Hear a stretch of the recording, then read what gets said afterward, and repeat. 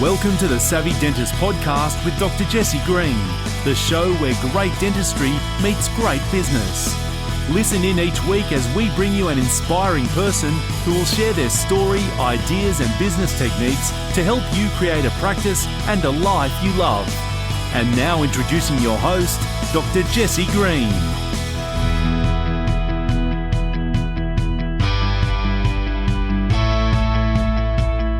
Sue Rice, welcome to the Savvy Dentist Podcast. How are you today, my friend? I'm great. Thank you so much for having me. Look, it's an absolute pleasure to have you, and I've been wanting to have this conversation with you on the podcast for the longest time. Now, Sue, we do a lot of work together, and you're well known around the marketing world as an expert copywriter. You've got an incredible pedigree in that space. I wanted to just ask you, as we start our conversation, a little bit how you fell into that kind of work, because not many people finish high school and say, you know what, I'm going to become an expert copywriter. So how did you find your way into that space? Yeah, thanks. Well, I've always loved to write. I've always loved words. And basically, sometimes I think your passions and what you're good at kind of lead you. And I went to Stanford University and then did my graduate work in international economics with Johns Hopkins. And when I left, I was well-educated, probably fairly unemployable. And I ended up landing in New York City on Madison Avenue. And my first job was with Ogilvy and Mather Advertising, Wow. which is sort of known as the place to learn how to copyright. Totally. So that's how it all started. From there, I left Ogilvy eventually and went to BBDO, and they kind of miraculously sent me with a few other men to run their BBDO European headquarters in Paris, which is why I live in France. I eventually left the agency world, but I stayed here. And then I kind of parlayed the copywriting. I should say that I was always doing two things. I was doing the copywriting, but I was also always very strategic. That's sort of how, and I started my own agency giving strategic advice to companies like Nike and Lego and really big companies.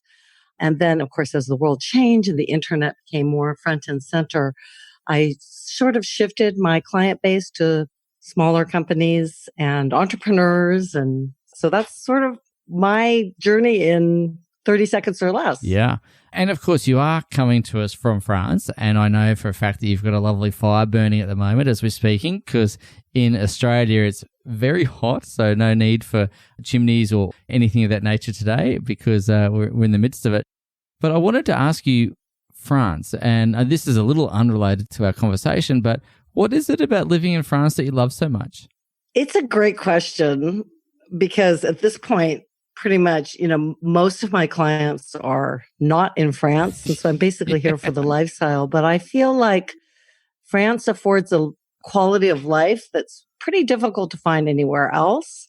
And I guess it's just sort of the whole culture is built around sort of living in the present. And I think it's just a nice reminder to all of us that with all the goals that we have, that we want to do, all that's great. But sometimes it's also good just to enjoy the traditions, the daily traditions, the seasonal traditions, from eating a nice meal with people that you love to going to the open market, all those things. I guess I feel like it keeps me really grounded. Yeah. I'm actually really, really happy in this lifestyle. I know it's probably not for everyone, but it's a lovely lifestyle. So yeah, that's why I also feel like again, this is a bit of an aside, but I feel like it's a little bit of a philosophy I have of life, which is that to embrace paradox.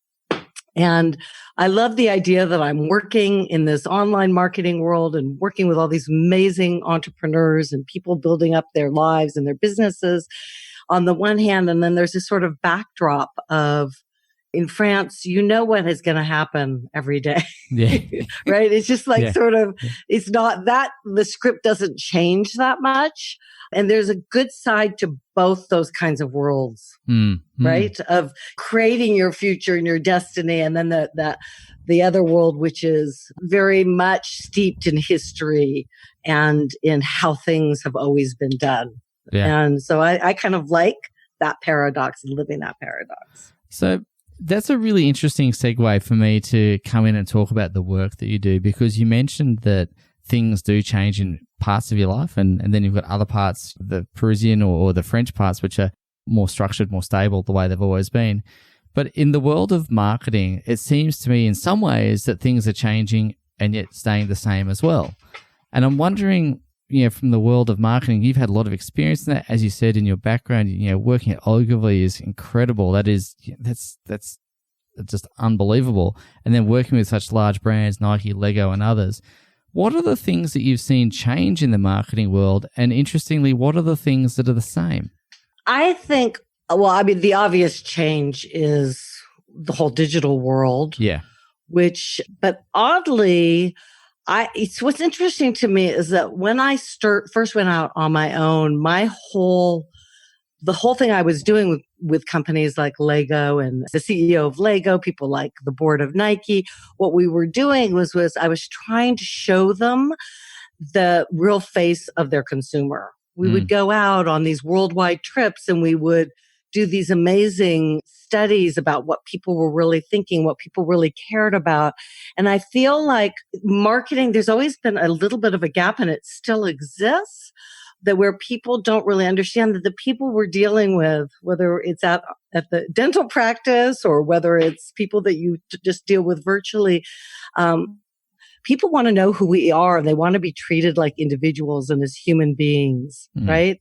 And that we don't need to present ourselves as this perfect thing, right? I think there's this sort of universal concern on the part of companies of any size that we need to project ourselves as perfect. And actually, people want to see us as vulnerable. They want to see us as human beings. And they want to see us as, they want to be seen as human beings, and they want to know us as human beings, if that makes sense. So there's that whole adding that humanity in there, if you will.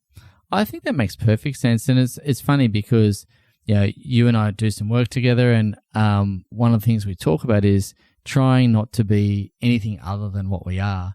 And I really appreciate that in the work that you do. And I also really appreciate the strategy and the thinking that goes behind everything that you do, because when you put together an email campaign, which we're going to talk a lot more about later, because that's your sweet spot, that's your wheelhouse, there's this authenticity and genuineness that really shines through in all that you do, as well as really being super strategic around it as well. So I really like the blend of strategy and authenticity, and I think you do that really well. I do want to talk a little bit about email marketing, so because that is something that you're very famous for. You're really well known in the marketing space, not just digital, but in the copywriting world generally. I wanted to ask you about email marketing and dentistry, because I've been around marketing for a long time now. I've had some experience in digital marketing.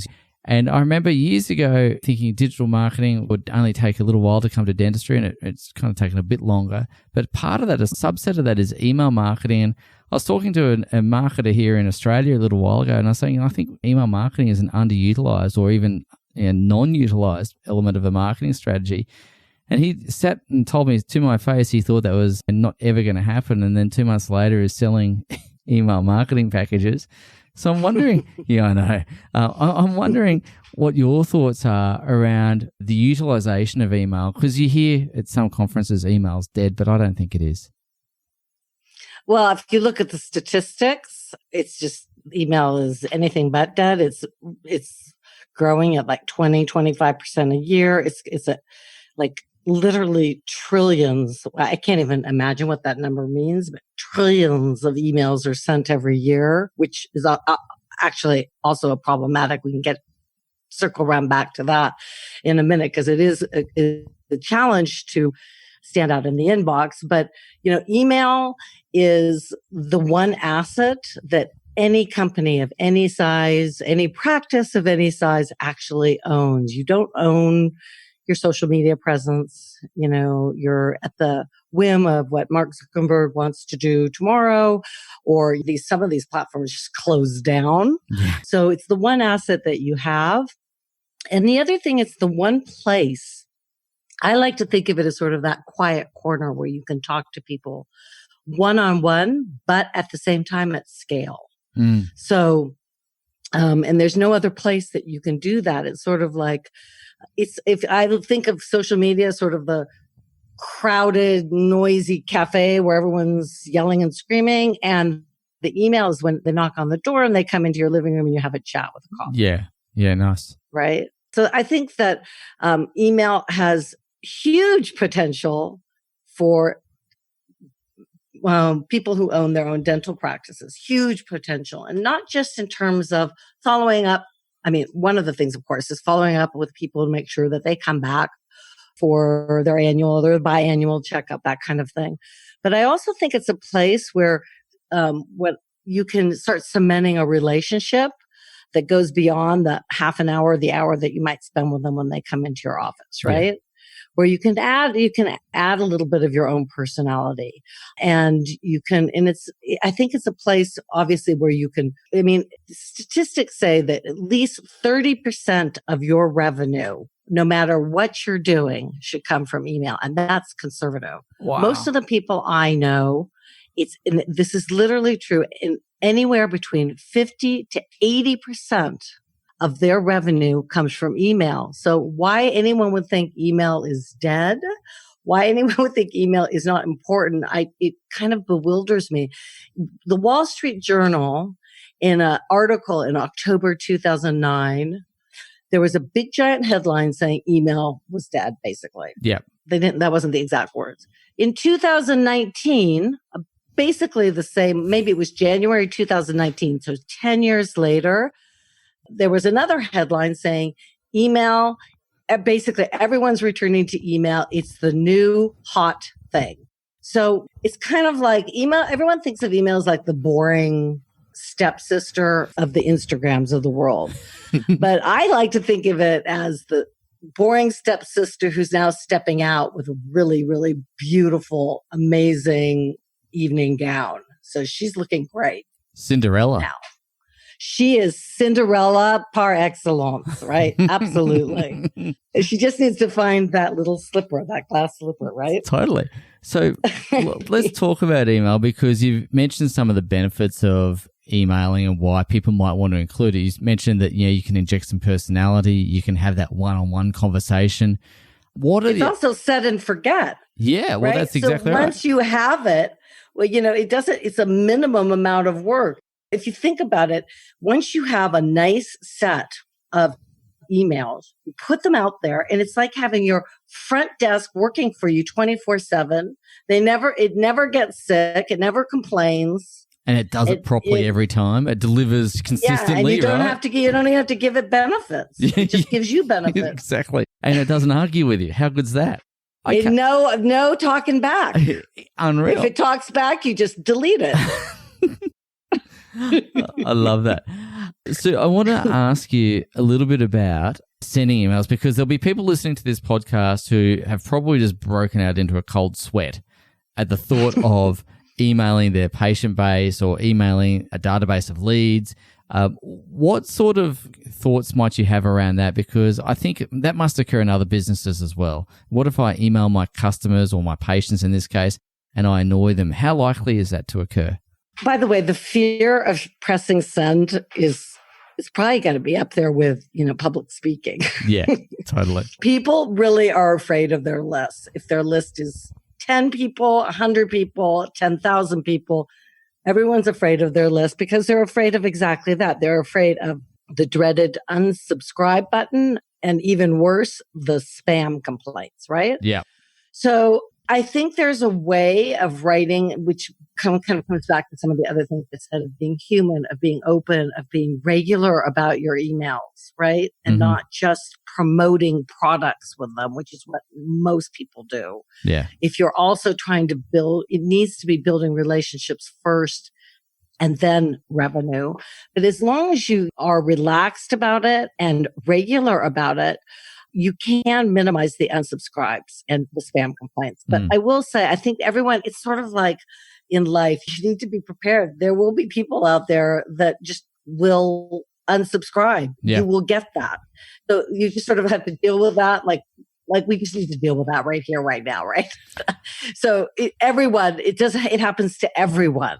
There will be a certain very small percentage of people who say, I don't really want to receive these emails anymore. Totally. And that's okay. Now, I have to say, Sue, I check my unsubscribes probably more than I should. No, I do. I really do. And interestingly, the other day, someone unsubscribed, and I felt a little bit hurt by it. But it's just something you have to get over, right? Something that over time you kind of go, okay, that's just the way it is. That's the nature of the beast, and that's okay. Yeah, I think that it is. That's what I'm trying to say. It's just the nature of the beast. You need to understand. It's just like, and sometimes people unsubscribe. I know I unsubscribe sometimes just simply because I know you've seen how many emails are in my inbox that you can understand why. I've just got thousands and thousands of emails coming in literally every day. I need to. So sometimes that happens. But I think a lot of times the unsubscribes happen because the emails are flat. They're just promotional. That's all they are. Yeah. And like I said, I think that emails can absolutely build your business, but people need to rethink the email proposition and think, I wouldn't go to a dinner party with 5 of my friends and sell them teeth whitening. That wouldn't happen, right? So think about it like that. Yeah. You might end up selling them teeth whitening, but not right there at that dinner party, right? No, totally. So, yeah, because you need to pave the way. Like in any relationship, you need to pave the way for that next step. Having said that, I mean, one of the things that you can do when you nurture leads that are on your list is that you can send them pertinent content about, for example, a particular procedure you might specialize in your practice. But you need to be sure that one of the errors that people make, Jesse, is that they just send whatever. They just find a good article and they share that. But you need to be very strategic about what it is that you're sending in the inbox. Because whilst you want to make it feel like you're sharing information that's interesting to them, it needs to have a purpose for you too, right? So even if you're not going to be selling that teeth whitening this month, and maybe you're going to be having a special in April, you need to have a reason why you're sending out information about the best ways to whiten your teeth or the options that you have when it comes to whitening your teeth. You don't just send it out of the blue. It needs to be setting up the next step in the conversation, whatever that is. It might be an invitation to call your front desk. It might be, right, filling out a form. You don't necessarily have to go directly to the sale, but you need to think 3 minutes about why it is that you're sending an email out. But the biggest error, most people don't get to that stage, in my opinion. Most people just go, just look at your inbox, right? Yeah. Most of it is just buy. Totally. Buy me now. But so with a tiny bit of extra energy, I map these out for clients all the time. You just think about what it is that you want to do in the next 3, 6, 12 months. And then you design an email strategy around that. And then it's very seamless and you can actually have fun with it. There's no reason. You can send fun cartoons and images. And I think people are very formal about their emails. And it's like all of a sudden, you know how when you meet someone who's been in corporations for 50 years, they have this way of speaking. Yeah. It's like, who talks like that? Well, that's the thing. And then people do that with emails too, right? It's like, no one writes to me like that. Don't write like that. Well, that's the thing. Looks like dentists tend to be pretty conservative sorts, right? So do they write, what's the voice that they're trying to find? Obviously they've got to use their own voice, but that balance between being professional and being vulnerable, how do you find that balance where you're kind of vulnerable enough without being oversharing?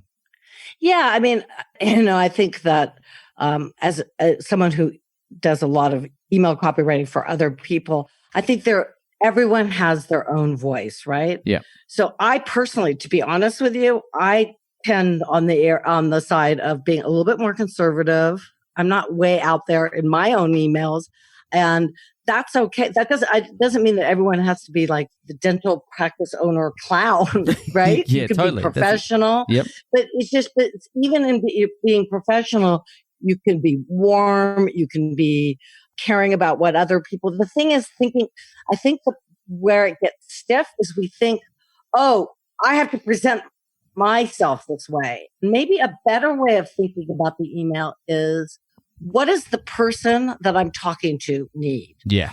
Because they have their fears too. It's no secret. People are afraid of going to dentists. They're afraid of being of the pain. They're afraid of what they're going to find out, right? I remember for years I was convinced I had cancer of teeth, right? I mean, I think you just like things in your head about going to the dentist. And I think maybe addressing some of those fears, right? Totally. And maybe just sort of reassuring people. And because people always expect the worst because they're not at the dental office every single day. So I think it's about that. One of the tips that I give, Jesse, which is like so dead easy, is if you're going to write emails, there's a million little apps that you can have where you just dictate. You can write an email by speaking. Yeah. Right. Hi, this is Dr. So-and-so. This is what this is what I was thinking about today. I'd like to share this video with you or whatever. Right. And when just by speaking it, you will end up having a more relaxed, informal, conversational tone. Yeah, nice. So you dictate it, you have someone transcribe it. An email shouldn't be super long anyway. And then you kind of maybe just make sure that it makes sense and you upload it and press send. That's it. I love that. So, ladies and gents, that's a fantastic tip, Sue. So, ladies and gents, make sure you take note of that. Speak your email before you write your email and you'll get that tone right. Now, Sue, there's a couple of things I just want to talk about really briefly before we get into another meaty piece. In dentistry, there is some challenges with integration of CRMs and practice management software. So you might have a lead come through your website and that person, it's very hard to tag them and bring them in from lead to patient, right? So that's a bit of a challenge. So we've got two systems generally operating in parallel. You'll have your CRM for your leads, and then you'll have your practice management software to deal with your existing patients. So I wanted to talk a little bit about emails for leads versus emails for patients, content, and all the rest of it. Can you just walk me through a couple of things that you think are key points that people should be aware of, that if they're crafting an email for someone who visits their website, perhaps they download an opt-in of some sort, maybe it's the guide to tooth whitening or 7 steps to white teeth or something like that. What sort of things do we need to be mindful of for leads versus patients or existing clients? Okay, so the first thing I would say, I mean, this is not to get everyone demoralized about this, but what studies show us is that 80% of leads don't convert into patients or customers or whatever, right? Yep. So, and the reason they don't convert is they remain only leads, right? That no one does anything with them. Totally. They download the thing and then it's, radio silence. So that's the bad news. And the good news is that through email, you can take those leads and you can nurture them. You can warm them up. You can let them get to know you, do all the things that we just talked about, reassure them a little bit about the process. There's a whole host of things you can do from if you write blog posts.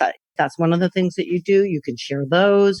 When you can have like what I call sort of movie teaser type emails where it's, you just sort of kind of, get people enticed to go watch a video or a blog post or whatever it is. And, if you don't have the bandwidth to create that kind of content, you can also just share things. You can find things on YouTube and just simply share them, right? So you don't have to be creating all this on your own, which is another great tip, by the way. Yeah. But, it's a way of just kind of getting the dialogue.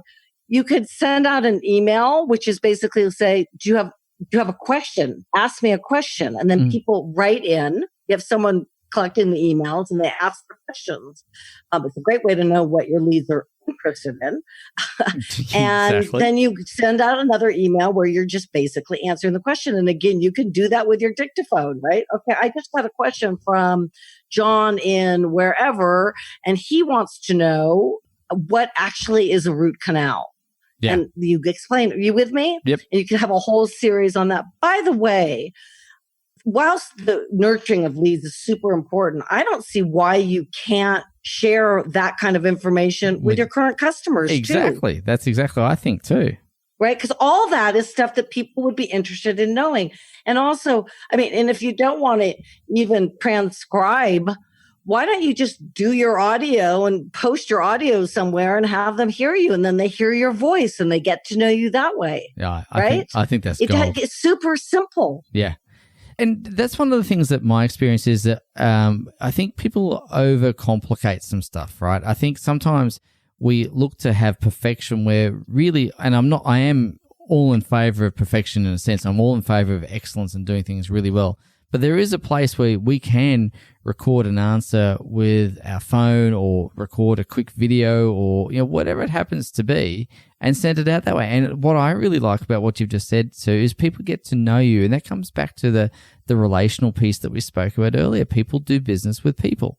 And they don't do business with these kind of cardboard cutouts. It's real human beings. I mean, this is what I was saying to the Legos and Nikes of the world 25 years ago, right?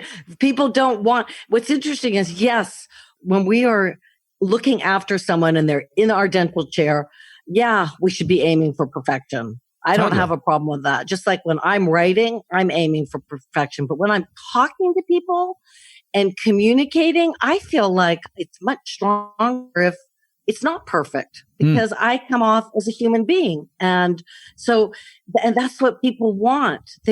Of all the places in the world they want to be received by a human being, it's at their dental office. Yeah. If there's no other place, I mean, I travel really far to go to my dentist. I feel like he's like an hour away from me. And the reason I go that far is because he's like a really cool human being, right? Totally. And I walk in and but he's competent, right? So it's not that you want to be super competent and a perfectionist at your trade, whatever that is. But in your communications, it's okay. In fact, I think nowadays, if it's too manicured, it's like, oh my God, it looks so 80s, right? It's like, no, we don't do that anymore. Yeah, I'm with you. I love a little bit of imperfection. I don't like something to have super high production quality all the time. There is a place for it, of course, but there is absolutely a place for the ums and the ahs and the missteps and all of those things that go into normal communication. So I want to talk a little bit about campaigns and the different types of campaigns, because again, what will come up for some people listening to this audio, they'll be going, okay, well, I understand that email can be a really effective part of my marketing toolkit. I want to be able to market using email, whether it's lead nurturing or whether it's, communicating with my existing patients. What sort of campaigns might a dental practice employ to be able to effectively use email? Okay, so before I talk about the type of campaigns, I just want to underline something I've already said, which is if you're doing like seasonal campaigns or a campaign to highlight a particular treatment that you offer in your practice, just make sure there's balanced out with something that is a bit more nurturing, if that makes sense. So it's not just every time they see your from line that they know it's going to be another promotion. Yeah. Right? Yeah. So having said that, now this is going to sound like I'm completely contradicting myself. I have a rule. Every email that goes out, there is a call to action link for people to buy something. So even if I'm doing a nurturing campaign about the ABCs of whatever it is, some kind of product, I always, even if it's an informational email, it will have a call to action and the person will be given an option to buy. Always. Like 100% of the time. But the nature of the emails shouldn't always be hard-hitting promotion, if that makes sense. Because it's a great way to turn people off. But so in terms of types, there's so many types of campaigns. You have all the seasonal campaigns from Valentine's Day to New Year's to Halloween to, I don't know, the back to school or the beginning of summer, or I know you guys are like lopsided from us. And you can have things like birthday, if you take their birthdays, when, if you know what their birthday is, you can have a birthday campaign that's for an individual person. You can have asking them to refer a friend, or even asking them to give their feedback about their experience so that you can use those as a testimonial on your website. I love surveys and polls. Polls are great because it's like one question. Hey, I'd love your thoughts on X, right? Yep. And it's just a great way to get people interacting with you. You can even do quizzes. Right now, there's a lot of software that you can put together really easy quizzes and surveys, but not surveys that are 25 questions long. That's going to take everything should happen in like 5 minutes, right? Yeah, totally. People are busy. Yep. If you have a long survey, just pick it up. Yeah, that's all. Yeah. And then of course there's all the nurturing we've talked about that. And then you can just have service specific campaigns as well. There's the follow-up. There's also another one that a lot of people forget to do is to reactivate. So you'll have on your list of people that you've noticed haven't come in to see you. They haven't opened your emails, and you can have a reactivation campaign that gives them a special incentive to either start opening your emails again or come actually into your office. Or you can take these and you can have like a hybrid. So you could have a Halloween email that is highlighting, some kind of service that you have, if that makes sense. So you could combine some of these together. Yeah. So it could be a be quiz that gives them a special discount on a particular service. Yeah, so I really like that. So I want to ask you a little bit, because you're talking about deals and discounts and all the rest of it. And I know there'll be some people listening to this going, but I don't really want to offer discounts. I don't want to be known as the deal guy running more boutique premium kind of offering. How do you maintain that premium element and still reactivate without feeling like you've got to resort to discounts or special offers or something else? So just to be candid and upfront about it, I'm really not a fan on discounts. Yeah, me neither. I mean, like if you have had 6 campaigns a year, I would say maximum 1 should have a discount. Maximum. Yeah. Because the problem is you have a discount every time, you just train people to wait for the next discount, right? Yep. And also it's also a branding thing. It just makes the brand a little bit less premium. You don't want to do that. No. Right? Totally. So but having said that, and having been involved in hundreds of email campaigns at this point, it is clear to me, crystal clear, that people do not act unless there's some kind of scarcity. Yes. So I do, like I said, I always have a call to action, but I can imagine that someone sent out 12 emails in a month, which we can talk about how many emails you should send in a minute, but, depending on what industry you're in, just imagine though, someone has sent 12 emails out in a month and only 3 of those are promotion specific, right? Yep. Every single time that I put scarcity in there, and I normally do it with time, either time or quantity. So it's either going to be, if you don't act by midnight on X date, you no longer have this available to you, or we only have a certain number of spaces. Yeah. And those are the 2 ways that I prefer to do it. I'd be super conservative with discounts just because you don't want to train your list to wait for the 30% off or whatever it is that you're offering. Well, that's really interesting because we're recording this in December. And it wasn't that long ago that Black Friday was on, the Black Friday sales. And I know for a fact everyone was hanging out for Black Friday sales. And it's one of those things, if you want to run a premium offering, I agree with you 100%. So I think you're spot on the money, where you run the risk of training your list to wait for those things, like people wait for a Black Friday kind of arrangement. And it's a bit nasty. But they're always disappointing, I find, the Black Friday. Yeah, they are. I mean, the other thing that you can do, of course, is you could add a bonus. Yeah, right? That's what I was going to ask you about. So another way of getting people to act is the bonus will go away. We have X number of bonuses, whatever it is, it's perhaps an additional service or whatever. And that's another way. But the point is, if they don't act, whatever this wonderful, irresistible thing is, will go away. If I could just make one marketing strategic note about that. Yeah. I think one of the biggest issues that people have in getting people to act is they don't think through the offers, right? So, I mean, and you sometimes don't know, so I've had people who have had the exact same offer, and then I'm not suggesting everyone does this, but they've added like an engraved coffee cup or something, right? Yeah. And the conversion goes from, 3% to 15%. Yeah, it's insane. And so sometimes it's like this insane, completely like, okay, whatever. Yeah. But sometimes, and it could be something as simple as that, that's inexpensive to make. It's just a little added extra that has a little bit of personality that people would like to have. And it just, So it could be something unrelated to a service is what I'm saying. Yeah, so it doesn't have to be dental, right? I think that's the thing, is be a bit creative, start thinking outside the box. And it could be a bag. It could be, that has something on it, or you could be a mug. It could be, I'm not suggesting, I like premium. I like things that are premium. So it shouldn't be cheesy either, right? Yeah. But I think there's, you can have really elegant, what they call premiums that people really, really want to have. And it will be enough to induce them to come into your office or get an appointment or get another treatment. Yeah. It doesn't necessarily have to be the treatment, is all I'm saying. Yeah. Now, so we spoke, or we alluded to earlier in our conversation about cut through and how crowded people's inboxes are. So there's a couple of questions I wanted to ask you about that. Things like open rates, and I know that varies a lot from one type of profession to another, or one industry to another.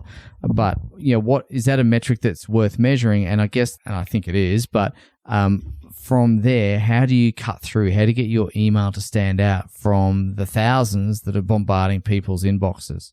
I mean, that's a really big question. Let me just go through that. First, so in terms of open rates. In 25 words or less. Okay. In 25, yeah. And you have one sentence you can answer this. So open rate, I don't ever understand. There's a school of thought out there that like subject lines don't count, which I just don't get. Taking the analogy of you having someone come in, your emails like someone coming into your living room and having a cup of coffee with you. Well, if they haven't knocked on the door and opened the door, how did they go into your living room, right? That's the subject line is that you have. So that's one great way to stand out. And there's some really easy principles that I think if you're a little bit conservative, might make you feel a tiny bit uncomfortable. But people open subject lines that have question marks in them. Are like things and that are just sort of open-ended, and they provide curiosity. Like, are you sure? Question mark. It's like, I would open that. Am I sure about what? What is he talking about? What is going on? Yeah. Right. Yep. Or ... He really couldn't believe what happened. ... You want to know what the story is inside, and inside you can have a story about what happened to one of your patients, right? Well, it could be a little case study about one of your patients. I feel like the subject line is one of the great ways. I think there's another way to break through is not to be afraid. It's just not necessarily, you don't necessarily need to use this in every single email, but there are a lot of people. We have a visual world right now. So you could have images. You could have, I mentioned earlier, there's some really funny cartoons about going to the dentist. You could share one of those. You could share an image of your office. But I would definitely, there's a lot of ways of putting a visual element into your email that makes it more fun and more engaging. Yeah.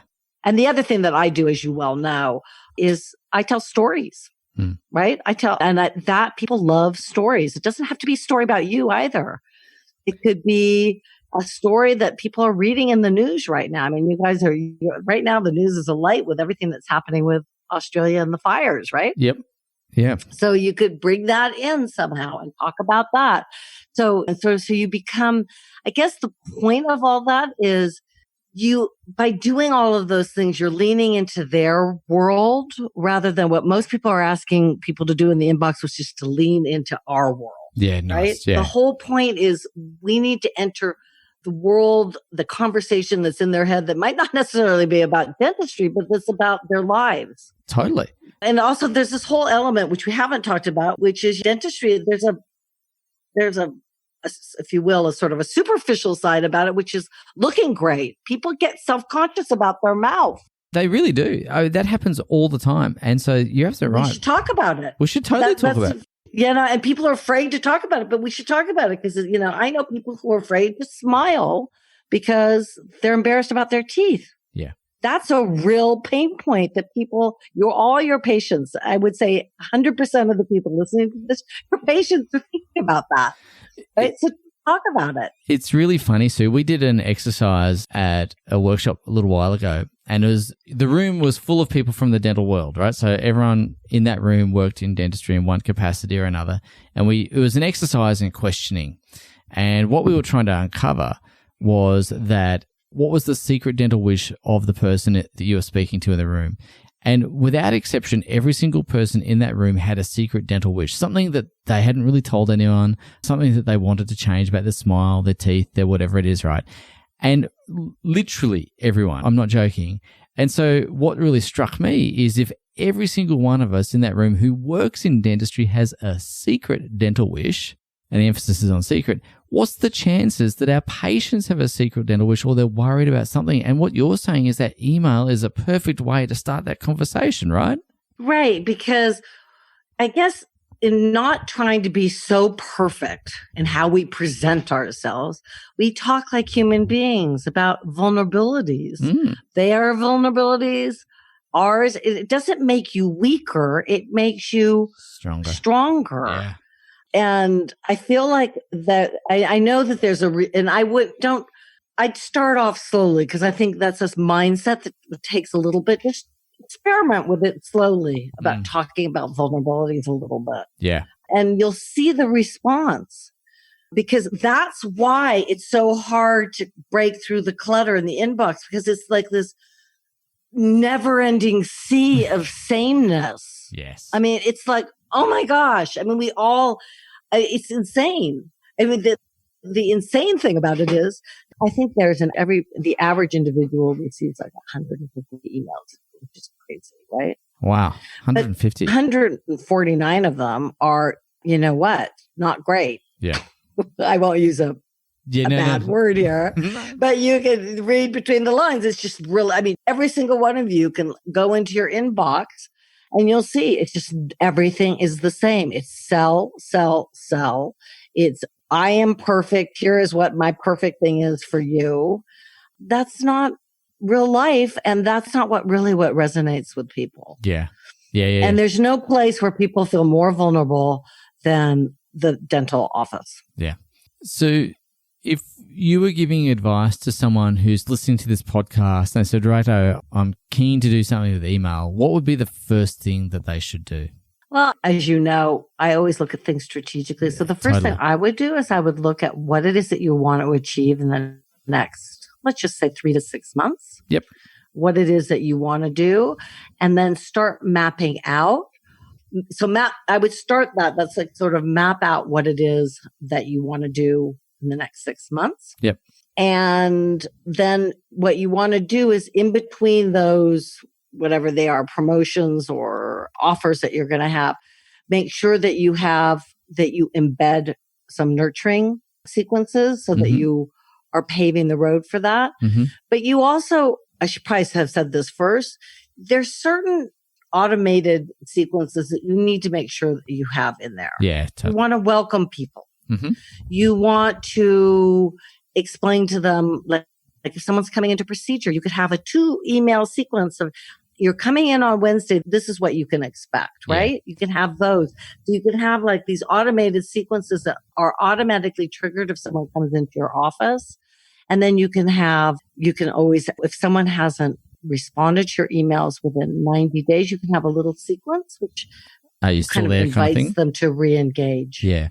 I love that. So that's really sound advice. Now, for the listeners who want to find out more about you and where you hang out and get in touch with you, what's the best place for them or best way for them to do that? Okay, so you can look at my site, this is real easy, SueRice.com. that is the easiest website ever. And if you want to reach out to me through email, funny that I would suggest that, it would be Sue@SueRice.com, and just put in the subject line, Dr. Jessie Green or something, so that I know that you're coming from this podcast. Yeah, cool. So I can give you special treatment. There you go. Now, Sue, you've been incredibly generous with your time, your wisdom, your knowledge tonight, and I really thank you. And you're a great mate, and I appreciate all the work that we've done together as well. And I know from firsthand experience what you're saying here absolutely works. It works a treat. So, ladies and gents, if you're thinking about email, I'd really encourage you to just get started. Do something, as Sue said, take that first step and really implement it into your practice, even if it's bit by bit, that's okay. But it is a really powerful tool that I think is really underutilized and is a missing piece in most people's marketing toolkit. Sue, thank you so much for all that you've shared tonight. You've been an absolute gem as always. So my greatest thanks to you. You're welcome. It's my pleasure. Thank you. Thank you for listening to the Savvy Dentist podcast with Dr. Jessie Green. For more free tools and resources, join the free Facebook group. Visit drjessiegreen.com/Facebook. And for more episodes, visit drjessiegreen.com/savvydentist.